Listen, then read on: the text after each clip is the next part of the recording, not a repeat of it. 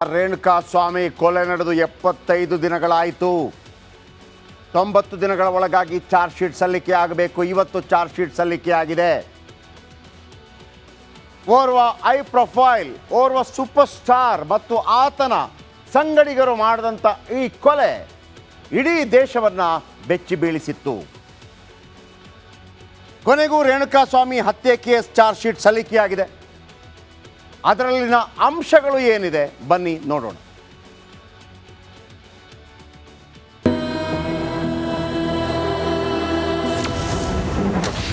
Devil ಗ್ರೂಪ್ನಿಂದ ಅಣುವು torture.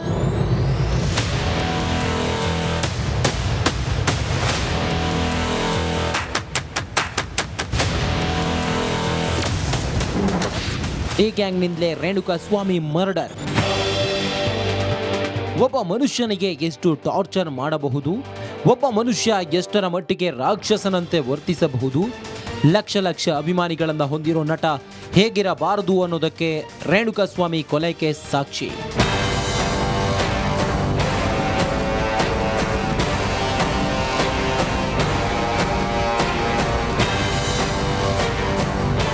Renuka ಸ್ವಾಮಿ ಹತ್ಯೆಯಾಗಿ ಬರೋಬ್ಬರಿ 75 ದಿನಗಳ ಬಳಿಕ ಪೊಲೀಸರು ಚಾರ್ಜ್ ಶೀಟ್ ಸಲ್ಲಿಸಿದ್ದಾರೆ. ಐಎಎಸ್ ಅಧಿಕಾರಿಗಳಾದ ಎಸ್ ಗಿರೀಶ್, ಎನ್ ಚಂದನ್ ಕುಮಾರ್ ತಂಡ 24ನೇ ಎಸಿಎಂಎಂ ಕೋರ್ಟ್ಗೆ ಕೇಸ್ನ ಆರೋಪ ಪಟ್ಟಿ ಸಲ್ಲಿಸಿದ್ದಾರೆ.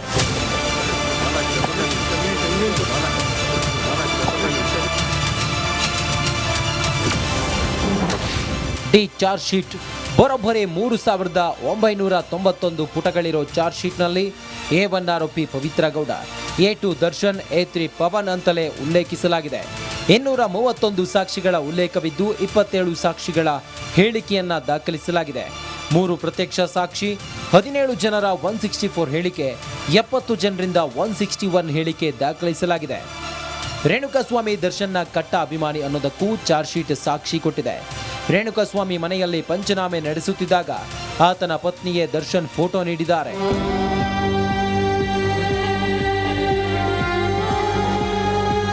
ಆರ್ಟಿಒ ಅಧಿಕಾರಿಗಳು, ಎಂಜಿನಿಯರ್ಗಳು ಅವರನ್ನು ಕೂಡ ಇದರಲ್ಲಿ ಸಾಕ್ಷಿದಾರರನ್ನಾಗಿ ಮಾಡಲಾಗಿದೆ.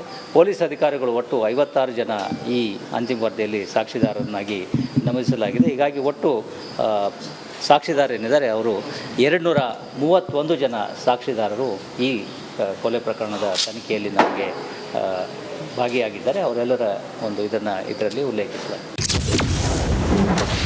ಬಟ್ಟೆ ಮೇಲೆ ರಕ್ತದ ಕಲೆ. ಯಾರ್ಯಾರ ಬಟ್ಟೆ ಮೇಲೆ ರೇಣುಕಾ ಸ್ವಾಮಿ ರಕ್ತದ ಕಲೆ ಸಿಕ್ಕಿದೆ ಅಂತ ನೋಡೋದಾದ್ರೆ, A1 ಆರೋಪಿ Pavithra Gowda, A2 Darshan, A4 Raghavendra, A5 Nandish, A6 Jagadish, A7 Anukumar, A8 Ravishankar, A9 Dhanraj, A10 Vinay, A11 Nagaraj, A13 Deepak, A14 Pradosh, A15 Nikhil. ಬಟ್ಟೆ, ಚಪ್ಪಲಿ, ಶೂ ಮೇಲೆ ರಕ್ತದ ಕಲೆ ಪತ್ತೆಯಾಗಿದೆ.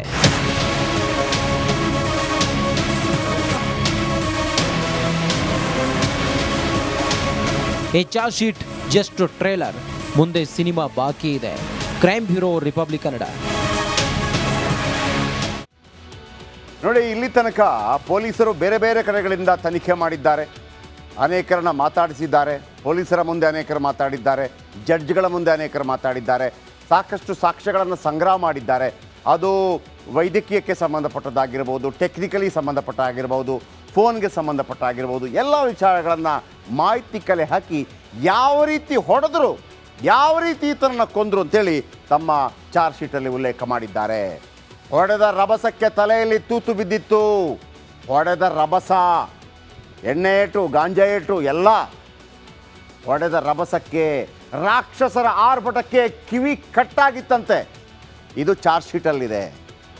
ಕಿವಿ ಕಟ್ಟಾಗಿದೆ. ಹೆಂಗೆ ಹೊಡೆದಿರ್ಬೋದು ರೀ? ಒಂದು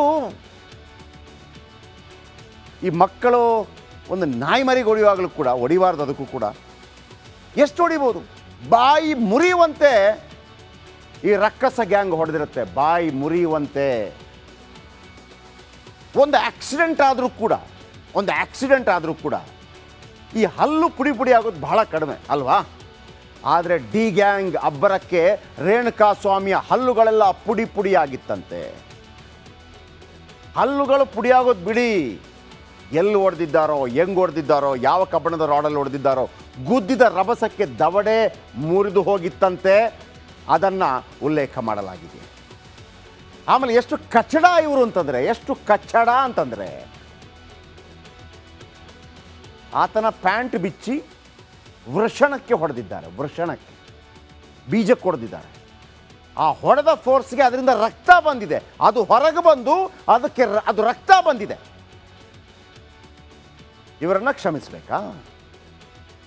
ಇದು ನಾವು ಹೇಳಿದ್ದಲ್ಲ, ನಾವು ಅವತ್ತಿನಿಂದ ಹೇಳ್ತಾ ಇದ್ದೀವಿ. ಇವತ್ತು ಚಾರ್ಜ್ ಶೀಟಲ್ಲಿದೆ.